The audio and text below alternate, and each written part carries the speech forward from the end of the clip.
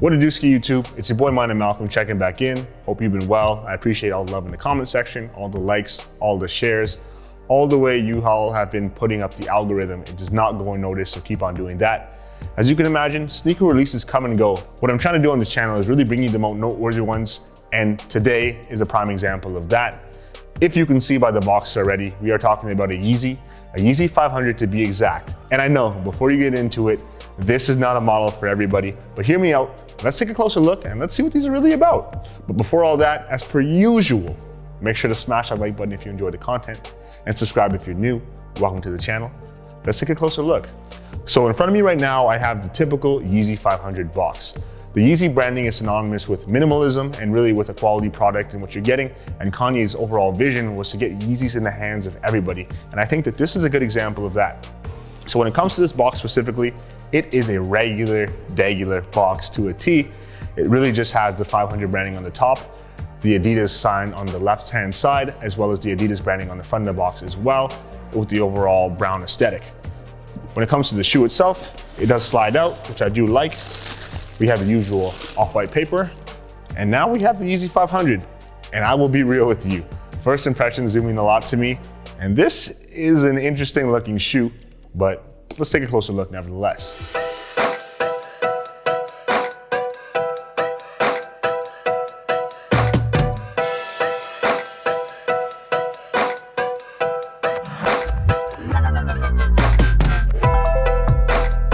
When it comes to the sneaker world, first impressions are everything. And with a shoe like this, it's really kind of a hate or love situation. I don't think there's a middle ground. You either think it's really fire, or you think it kind of looks like But with that being said, I did want to give you a closer look. And the standout feature of the shoe, and the thing I wanted to talk to you about first, was actually the outsole. Because it is so big, bulky, and rugged, and it really goes with the whole aesthetic of the shoe. Honestly, the Yeezy 500 in this Taupe Light colorway is perfect for a hike. It's perfect for anything active like that, because it really has like that desert set in or like that really rustic look. And the outsole specifically was actually influenced by a previous Adidas iteration, and that would be the Kobe Crazy 8. So they took kind of inspiration from that outsole. If you know that model, put a thumbs up in the chat because you know exactly what I'm talking about. They slapped it on the shoe. They opted to go with premium suede as well as kind of perforated mesh material to give the breathability. And ultimately, they came together with this. This has come out a couple of times, and I think that with Yeezys, they really have that weird kind of instant nostalgia factor. Like when I pull this out the box, I feel like I've seen it before, but this is the first time this color has come out. It's super similar to the blush colorway that released a little bit back, and that is restocking in the near future as well. But here today, they opted for a light taupe, and I do like it because it's very appropriate for the summertime. So when it comes to details, all premium suede upper with a breathable mesh material, but let's take a closer look at that. So first things first, on the upper, there is a lot going on. You can see the actual mesh hits all throughout the middle of the upper, as well as moving along to the toe box. And on the toe box itself, they have a continuous piece of suede from the medial to lateral side. And with that, it is premium, and it's kind of like that, I said it before, but really like your grandma's couch. You move your finger one way and the other way, you can actually see the difference in the light taupe materials. And that's all contrasted by the mesh hits, as well as the actual leather hits in between the mesh perforations. The reason why they did so many mesh hits on the shoe is because they wanted to be breathable. In this iteration of the Yeezy, I think that Adidas and Kanye were really thinking about what could be the most functional shoe for what you're getting and what can kind of go from terrain to terrain and still hold up. So when it comes to the upper of the shoe, there is a lot going on, I'll be honest with you. First things first, I actually want to bring your attention to the materials. All premium suede, obviously, with the mesh hits in between, and kind of leather pieces kind of partitioning everything else in the shoe. And if you take a closer look at this shoe, you're gonna notice what looks apparently like an actual gray piece of piping, but if you didn't know, this is actually a reflective 3M hit. So if you were to shine a camera on this shoe or a light on this shoe right here, you would actually see the reflection all around. And I think it is a good touch to an overall monochromatic shoe. And on the last part of the upper, we obviously have to talk about the heel and the back of the shoe. And with that, they did opt to keep it pretty simple and uniform with the rest of what's already going on when it comes to the materials. There is no real branding on it. It's just really a mesh hit followed by a suede hit, followed by another suede hit. So I know I kind of sound like a broken record, but that's really what the shoe is. It's a uniform shoe.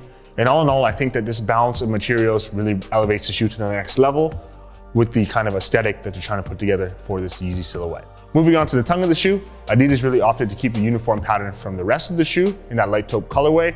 It's super simple. You have a little piece of leather in kind of an 8 silhouette, contrasted by some mesh hits, and that's all kind of sewn in with typical rope laces in light taupe as well.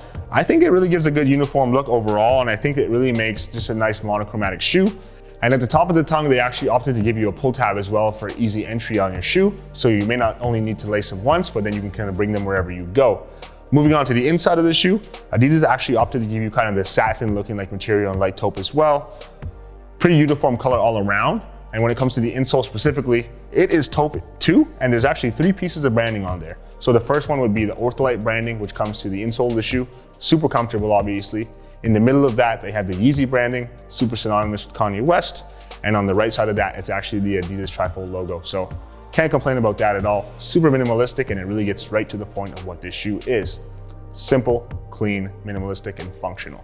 So when it comes to the outsole, this is the main talking point of the shoe.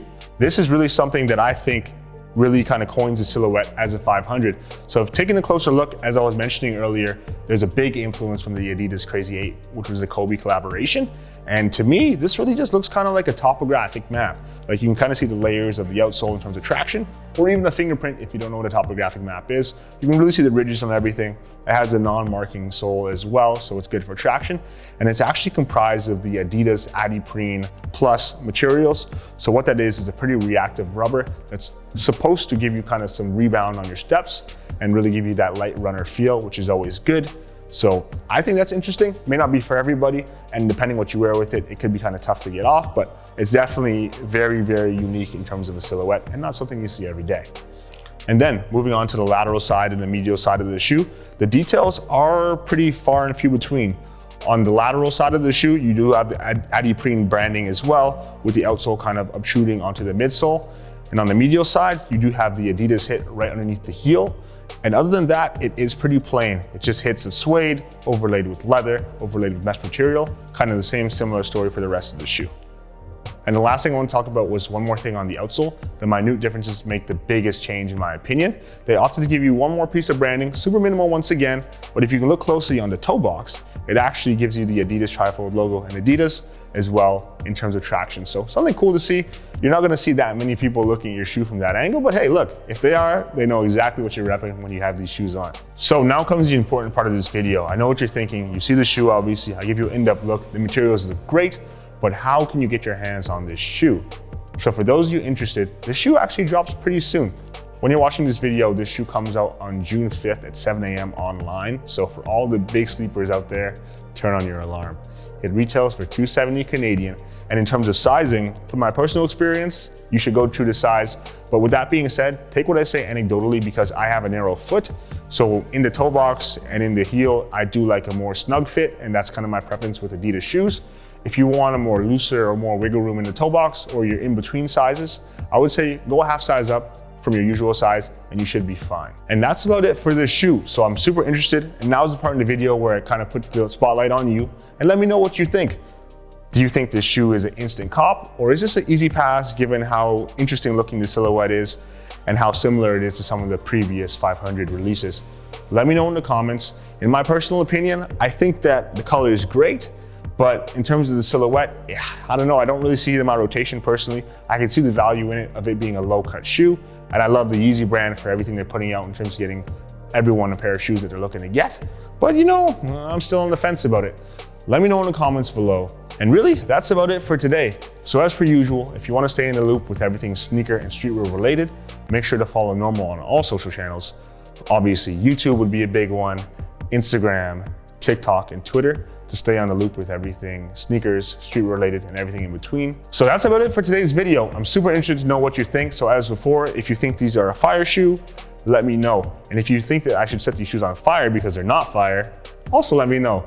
All opinions are appreciated. I'm just interested to see where these fall in your sneakers of 2021 list.